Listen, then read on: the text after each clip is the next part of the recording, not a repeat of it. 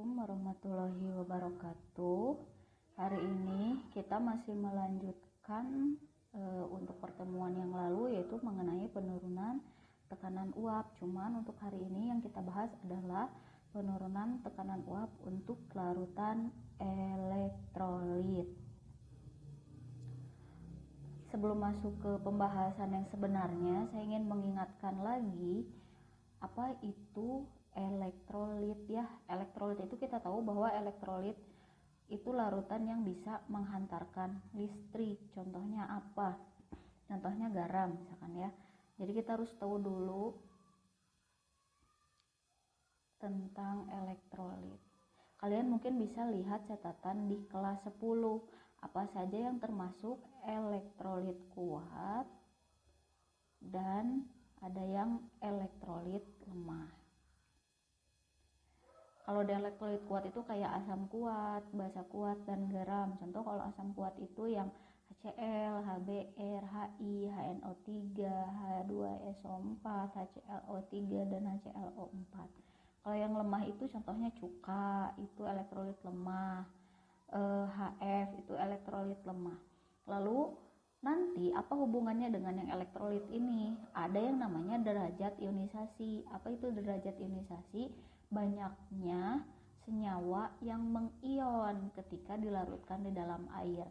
Ketika elektrolitnya kuat, alfanya atau derajat ionisasinya 1. Artinya ketika kita bandingkan antara mol mula-mula atau jumlah awal si zatnya dengan jumlah yang terurai itu sama. Artinya elektrolit kuat itu adalah terionisasi sempurna. Kalau lemah, alfanya adalah lebih dari 0 dan dia kurang dari 1. Jadi kalau misalkan ada 0,99 itu masuknya ke elektrolit lemah. Kemudian ketika ada di situ elektrolit, maka yang berpengaruh nanti adalah faktor Van Hoff namanya. Ada faktor Van Hoff disimbolkan dengan I, di mana I itu sama dengan 1 ditambah N kurang 1 dikali alfa. Nah, alfanya ini yang tadi ya, yang derajat ionisasinya berapa. Kalau N itu adalah jumlah ion, baik itu ion positif maupun ion negatif. Ketika alfanya sama dengan 1, maka N sama dengan I atau I sama dengan N. Sekarang kita bahas bagaimana cara menentukan N atau jumlah ion. Contoh, saya punya garam NaCl. Nah, yang jadi ion positif itu kan Na. Nah, Na-nya ada berapa? Na-nya ada 1. Oh, berarti jumlah ion positifnya 1. Kemudian ion negatifnya mana? Ion negatifnya Cl. Oh, berarti Cl juga 1 kan jumlahnya, jadi 1 tambah 1, N-nya 2. Atau saya punya senyawa H2S. Yang mana yang positif? Yang positif itu yang H. H-nya ada berapa? H-nya ada 2, sedangkan S-nya cuma ada 1, jadi N-nya 3. Atau saya punya larutan H2SO4. Nah, hati-hati di sini karena kita kenal dengan yang namanya anion poliatomik gitu ya. Jadi ada yang lebih dari 1 atom. Contohnya ini SO4. Yang positifnya yang mana? Yang positifnya tetap H. Berarti SO4 ini sebagai satu kesatuan untuk ion negatif. Ada berapa jumlah H? Jumlah H-nya ada 2. Ada berapa jumlah ion SO4? Itu ada 1 ya. Yang dihitung SO4-nya ada berapa? Ada 1, maka N-nya 3.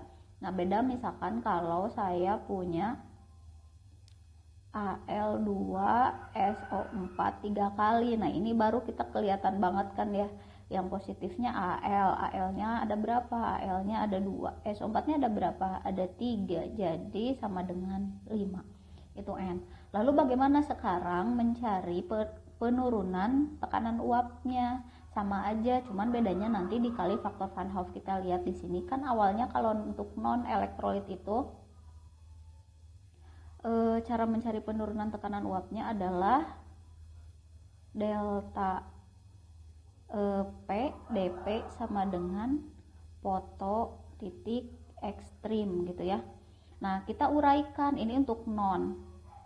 Kalau untuk elektrolit bagaimana? Kalau elektrolit tinggal gini aja, DP sama dengan P0, ini delta P-nya penurunan tekanan uap, P0-nya masih sama, yaitu tekanan uap jenuh air atau pelarut murni dikali, nah yang berbeda XT. XT-nya kita uraikan, mencari XT itu kan MT atau mol terlarut per mol terlarut ditambah mol pelarut. Di sini ketika elektrolit MT-nya dikali I, NT-nya dikali I. Tadi I yang saya bahas itu faktor Van Hoff. Ini cara mencari penurunan tekanan uap. Lalu bagaimana kalau yang dicarinya P atau tekanan uap larutan? Ya tinggal P sama dengan papa polisi ekspres kan ya. Nah, tinggal rubah aja jadi P sama dengan P0 dikali XP-nya T kan NT atau mol pelarut per NT mol terlarut ditambah NP. Tinggal NT-nya kali I atau faktor Van Hoff. Tuh. Sekarang kita ke contoh. Tekanan uap. Nah, ada tekanan uap 0,2 mol larutan NaOH. Nah, 0,2 mol larutan NaOH. NaOH di sini sudah termasuk elektrolit. Kita cek elektrolitnya, elektrolit apa NaOH itu. Karena dia termasuk basa kuat, maka elektrolitnya pun elektrolit kuat. Jadi alpanya nanti sama dengan 1. Ketika alpa 1, maka nanti I-nya sama dengan N. Berapakah N dari NaOH? Yang positifnya kan Na ya, jumlahnya 1. Yang negatifnya OH. OH juga ada 1. 1 tambah 1 berapa? 2. Oke, kita udah dapat I-nya 2. Hitung tekanan uap 0,2 mol larutan NaOH dalam 90 gram air. 90 gram air ini itu sebagai massa pelarut. Jika tekanan uap air pada suhu tertentu adalah 100 mmHg. Ini untuk tekanan uap air, berarti 100 mmHg untuk P0. Kita hitung tekanan uap, berarti kalau kita hitung tekanan uap pakai P. Ya, hitung tekanan uap 0,2 mol larutan, berarti P. Pakai papa polisi ekspres ya, kita pindah ke sini jadi P sama dengan P0 sama dikali NP per NT dikali I ditambah NP. P0 nya yang mana? Yang tadi kan ya, yang 100 kita masukkan 100. Mol pelarutnya yang mana? Belum ada, maka kita cari mol pelarut yang ini kan, air kita cari molnya. Jadi NP sama dengan gram per mr. Gramnya 90, mr air itu nggak ada di soal. Kita harus selalu ingat bahwa mr air itu 18. Berapakah 90 dibagi 18? Itu kita dapatkan hasilnya 5 mol. Kita masukkan di sini 5 mol per MT itu mol terlarut. Yang mana mol terlarut ini? Sudah nggak usah dicari lagi karena ada di soal, yaitu 0,2 mol. Kita masukkan 0,2, jangan lupa dikali I. Tadi I-nya udah kita cari, I-nya sama dengan N, itu sama dengan 2. Jadi kita masukkan 2. Ditambah NP-nya 5. Jadi nanti kita harus menghitung 100 dikali 5. Hati-hati ketika menghitung ini, yang dikali dulu baru ditambah.